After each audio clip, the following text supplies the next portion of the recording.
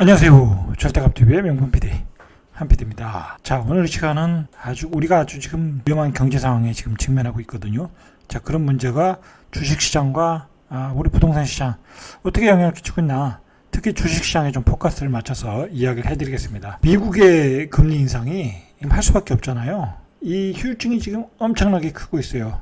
금리 인상을 하다 보니까 달러 가치가 올라가다 보니까 해방의 상대, 우리 같은 경우 원화 가치, 다른 나라의 자국의 통화 가치가 떨어지기 때문에 지금 개발도상국들은 금융위기, 내란이 일어나고 난리가 났어요. 그 스리랑카 뭐 그런 나라인 경우 지금, 그리고 뉴질랜드 같은 경우에도 기준금리를 1% 올리고 원화 환율이 떨어지는 원인 1달러 밑으로 1유로가 떨어지는 그 페러티 현상이라고 하더라고요. 자, 그런 현상까지 나오면서 유로 가치도 떨어지고 원화 가치도 떨어지고 엔화 가치도 떨어지고 유안화도 떨어지고 그냥 달러만 올라가는 거야. 참, 그러니까 이게 어떻게 보면 뭐 미국이 이런 것을 유도했다고도 볼 수가 있는 것 같아요. 그 코비드 이후에 200년 동안 풀었던 돈을 1년에 풀었다. 뭐 그게 어떤 의도가 있지 않고서는 어떻게 그렇게 풀 수 있나. 참, 앞으로는 그런 일이 없어야 될 것 같아요. 정말 너무 후유증이 크다. 미국이야 뭐 그렇게 해서 경제를 살릴 수 있지만 뭐 다른 신흥국들은 지금 뭐 물가 폭등 때문에 식료품도 부족하고 소비도 부족하고 그런 상황 아니겠습니까? 그리고 어떻게 보면 긴축 완화, 달러 패권 때문에 우크라이나 전쟁도 원인이 된 이유도 없지 않아 있어요. 그게 여러 가지로 연결되어 있는 거예요. 그 어떤 그 달러 패권의 후유증이 결국은 이렇게 나타나고 있고, 지금 우리도 지금 뭐 제조업은 튼튼한데 결국은 원화 가치 하락, 원자재를 또 비싸게 사들어오다 보니까 지금 물가 폭등이 일어나고 있잖아요. 자, 그거로 인해서 또 우리가 지금 경기 침체의 국면으로 지금 가고 있고, 자, 그렇게 되니까 그동안에 그 집값이 올랐던 버블들이 걷어지고 있고 붕괴되고 있고, 지금 뭐 주택시장은 말 그대로 아주 그냥 난리가 났어요. 그냥 팔리지도 않아. 뭐 살 사람도, 이자가 폭등하고 매수세는 사라지고 그런 상황이에요. 지금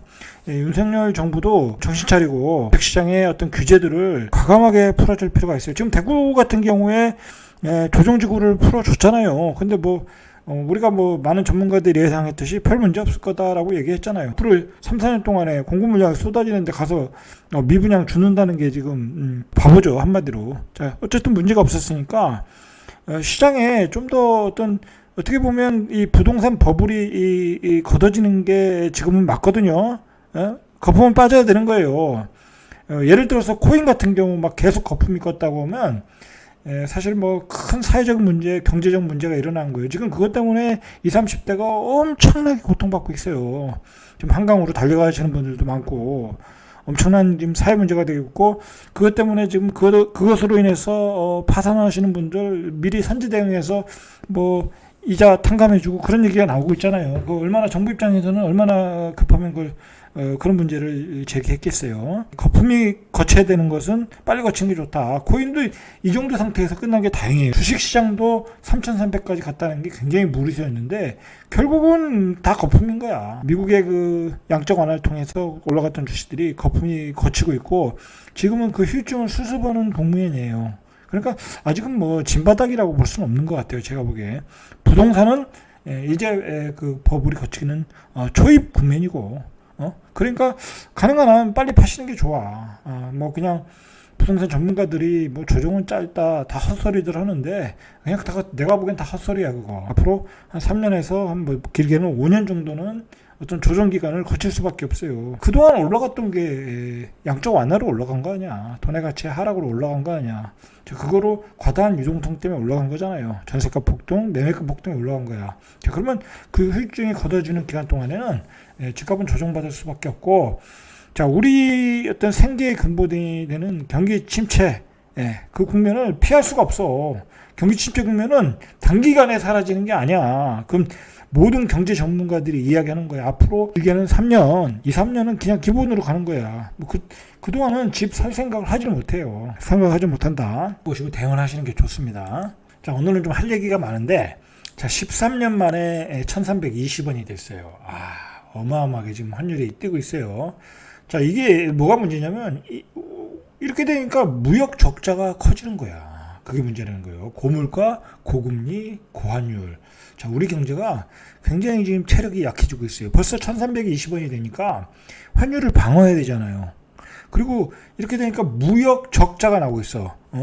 지금 올해 7월 전까지 1월부터 6월까지 무역 적자가 한 105억 달러라고 그래요. 근데 7월 1일부터 7월 10일까지 적자가 통계된 게 나온 게 50억 달러, 50억 적자라는 거예요. 그러면 무역 적자 폭이 환율이 원화가치가 떨어지면 더욱 커진다. 그러면 벌써 우리 외환보유고에서 4,500억 달러인데 벌써 150억 달러가 날아간 거야. 이게 날아가면 이게 순식간에 날아가. 예를 들어서 한 달에 뭐 100억, 200억 달러씩 적자가 나봐요. 그러면 1년이면 1,200 날아가고, 그리고 또 여기가 또 외환보유고가 빠진다 싶으면은 환투기하는 헤지펀드들이 우리나라를 IMF 때처럼 또 공격할 수가 있어요. 그러면 순식간에 다 날아가는 거야. 그러니까 지금 미국 재무부 장관이 오면 통화 스와프를 해야 되느니 말아야 되니 뭐 그거 가능성 없는 얘기를 하고 있잖아요. 그만큼 급하다. 지금 이제 전문가들이 얘기하는 게 1350원은 기본이다. 거기까지는 뭐 무조건 간다고 보는 거야. 그리고 1,400원까지 본다. 자, 오늘 왜 그 얘기가 나왔냐면 미국발 그 물가 충격 9.1%의 충격과 미국의 울트라 스텝이라고 하더라고요. 이제 1.0%를 울트라 스텝, 0.75 올리면 자이언트 스텝. 자이언트 스텝은 기본이고 울트라 스텝도 해야 되는 상황이라는 거예요. 미국이. 거기다 대고 미국 중국이 계속 그 코로나 때문에 상하이 봉쇄를 했잖아요. 그러면서 중국의 2분기 성장이 0.4야. 성장 쇼크하죠. 우리는 중국에다 수출하는 나라니까 뭐 우리 경제가 우리 수출이 안 되고 있다라는 거잖아요. 중국이 성장이 안 되면 우리도 성장이 안 되는 거야. 그러니까 주식이 출렁했어요. 그러니까 이게 당분간은 주식이 이렇게 쉽게 올라가기가 어려운 장이야. 그래서 이제 원달러 환율이 1,400원대까지 오를 수 있다는 위기감이 중국 때문에 이야기가 나온 거예요. 올해 상반기 이 무역 수지 대중국 무역 적자가 103억 달러라는 거야. 지금 중국에 대해서도 적자가 나오고 있는 거예요. 왜 그러냐면 중국에서 이제 원자재를 사와야 되는데 원자재가 예를 들어서 몇십 배 올랐다는 거야. 뭐 중국은 뭐 그냥 이 사람들 떼쓰는 거 좋아하잖아요. 원자재 가지고 이제 요즘은 원자재 전쟁이잖아요, 한마디로. 자, 그런 문제 때문에 적자 폭이 커지고 있다. 우리 경제가 지금 앞이 지금 안 보여요. 앞이 안 보이는 상황이다라는 거예요. 미국의 6월 소비자 물가 지수가 9.1%. 자, 그래서 시장의 환율이 단기적으로 1,350원은 나온다라는 얘기잖아요. 유로 달러의 가치의 하락이에요. 1달러당 유로 달러가 더 강세였거든요. 근데 지금 1달러와 유로 달러가 비슷하거나 달러보다 떨어지는 뭐 페라티 현상이 나오고 있다는 거야.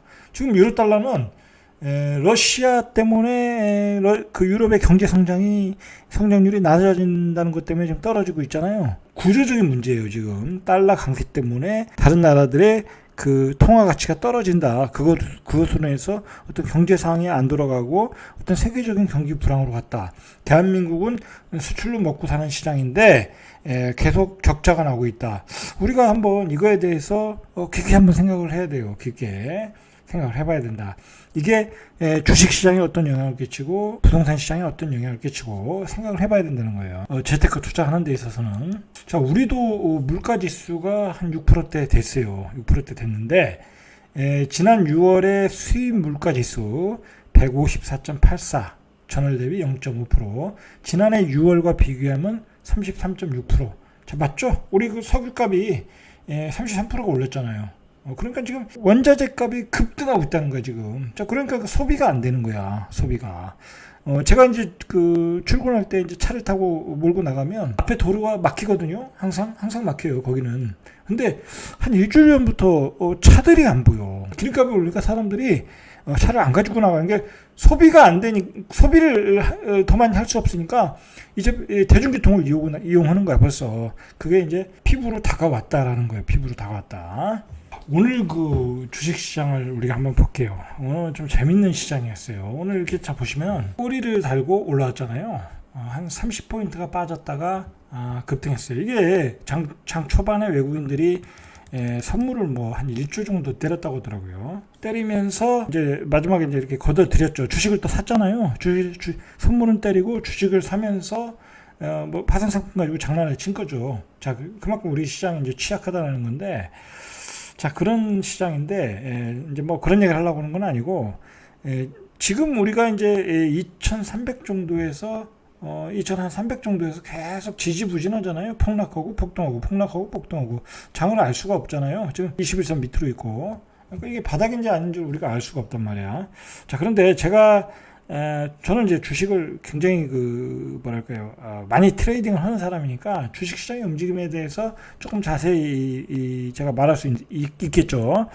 자, 보면은 지금은 종합지수와 종목을 따로 봐야 돼. 그렇지 않으면 주식시장을 바로 볼 수가 없어요. 그러니까 종합지수가 2300에서 안 빠진단 말이야. 더 빠져야 되는데 2300 밑으로 가면 들어 올린단 말이야.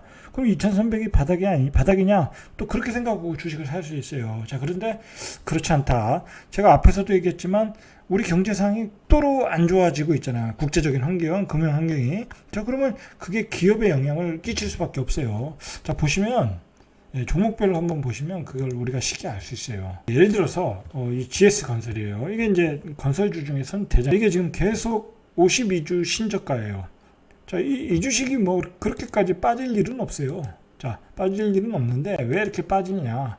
뭐 이제 외국인하고 기관들이 패겠죠. 건설사는 외국의 그 프로젝트를 수주할 때 금융을 끼고 수주를 하잖아요. 뭐 대출까지 프로젝트 파이낸싱해서 수주하는 경우가 있어요. 근데 그 금리가 올랐. 2%대 금리가 4%, 5%가 됐을 거 아니에요. 그러면 그만큼 그 회사의 수익이 줄어드는 거야. 경우에 따라 수주한 사업이 금리가 올라가서 마이너스가 되는 경우도 있을 거란 말이에요. 자, 그것 때문에 이 LG건설이 GS건설이 떨어지고 있다고 나왔어요. 이렇게 급락할 때. 지금 그러니까 이렇게 주식이 떨어지고 있는 거야. 그러니까 이런 것들은 지수가 바닥인데 종목은 계속 빠지는 거야. 이렇게 보셔야 된다는 거예요. 예를 들어 또 오늘 대형주들이 오늘 삼성전자만 반등하고 나머지들은 뭐 많이 빠졌어요. 자, 오늘도 은행주들이 많이 빠졌는데, 자, 은행주들 보시죠. 뭐 공매도까지 쳤네요. 오늘 보니까. 자, 이거 계속 빠지잖아요. 은행주도 52주 신저가예요. 은행도 어제 월가에서 JP모간이 실적이 안 좋아졌다잖아요. 수익이 많이 줄었다. 그러면 뭐 우리나라 은행주도 수익이 줄겠죠. 금리가 너무 폭등하니까 대출이 안 나가는 거야. 돈을 빌려 쓰지 않는 거야. 그냥 은행에 돈만 쌓여 있고. 자, 그런 현상으로 수입이 줄고 있다. 자, 그래서 이렇게 빠지는 거예요. 그러니까 앞으로 이런 금리 폭등, 인플레이션 시기에 실적이 계속 빠지는 주식들은 계속 빠질 수밖에 없다라는 거야. 자, 그리고 한번 이거 보시죠. 포스코홀딩스. 자, 이 주식도 계속 빠지고 있잖아요. 반등도 못 주고 계속 빠지고 있잖아요.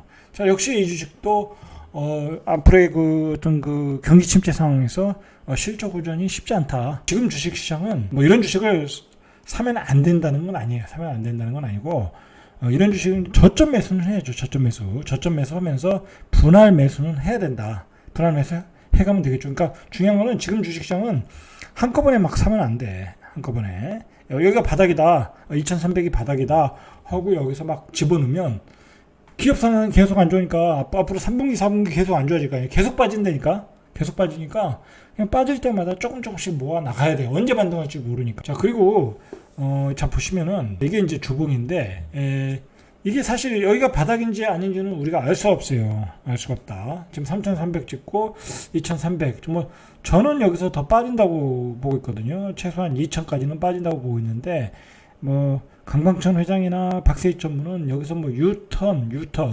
U자형으로 기간 조정 받고 올라간다 뭐 그렇게 보더라고요. 뭐 저는 뭐 그렇게 보진 않고 여기서 반등을 주고 다시 빠진다 라고 보고 있거든요. 이번에 반등을 2,500까지 주고 다시 빠질 수 있다라고 보고 있거든요. 자, 그러면 2,500에서 털어야 되겠죠.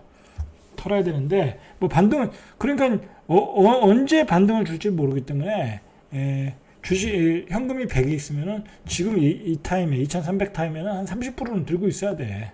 안 그러면 계속 시장을 나쁘게 보고 반등할 때 여기에 2,400, 500 가서 꼭지에 물리는 경우가 있어요. 여기 가면 또 3,000 간다고 떠들어야 될 거 아니야. 그죠? 그러니까 여기서 30% 사고 예를 들어서 2천에 오면 또 30% 사고 거기서 또 빠지면 또 나머지 30% 질러버리고 뭐 그런 식으로 저는 시장을 단순하게 봐야지 여기서 뭐 경기 저점이 어디냐 바닥이 어디냐 뭐 그런 거는 우리가 판단할 수 없어요. 자, 주식시장은 그렇게 대응하시면 될 것 같아요. 지금 아파트 시장은 완전히 이 폐장 분위기. 지금 버블이 제일 안 고친 데가 이 아파트 부동산 시장이거든요. 자, 근데 이 버블이 이 꺼지는 지금 초입이야, 초입. 뭐 일부 전문가들은 뭐 짧게 조정이 온다, 뭐 1년이면 끝난다 그렇게 떠드는데 그건 다 헛소리고, 지금 금융 환경으로 봐서는 이건 한 3년짜리 이상이야. 3년 이상의 조정이 길고 깊게 올 가능성이 많아요. 주택 가격이 너무 많이 오른 건 뭐 당연한 이야기고, 그 오르는 과정에서 너무 많은 빚을 냈어. 너무 많은 빚을 냈어. 예를 들어서 지금 보세요. 84 아파트 주담대 금리가 앞으로 연 7% 되면은 월급의 60% 이상을 빚 상환에 써야 된대. 영끌 세대가 집을 많이 샀잖아요. 30, 40대가. 20대, 30대, 40대들이 한 30에서 50%, 60%까지 대출받아 집을 샀어요. 급등하는 집을. 그 후유증이 얼마나 크겠냐고. 자, 통계청에 따르면 올해 1분기 가구당 월 평균 소득이 482만 5천 원이래. 5천 원. 자, 그런데 부동산 플랫폼 업체 직방의 조사 결과 주담대 금리가 7%까지 오를 경우에 서울의 전용 84 준용 아파트의 월 대출 상환액은 291만 원. 월 소득의 60% 이상을 써야 돼. 200만 원 가지고 생활해야 돼. 그 생활이 가능하겠냐고. 가능하겠죠? 그럼 어떻게 되겠어요? 집을 팔겠죠. 집값은 자꾸 떨어지고 일단은 내야 되고 생활은 안 되고, 그리고 경기 침체가 되니까 내 직장은 언제 날아갈 줄 모르고 매물이 쏟아질 수밖에 없죠. 그렇죠? 자, 그래서 주택시장은 지금 거의 폐장 분위기다 라고 보시면 될 것 같아요. 자, 이상 절대값TV의 명품 PD 한 PD였습니다.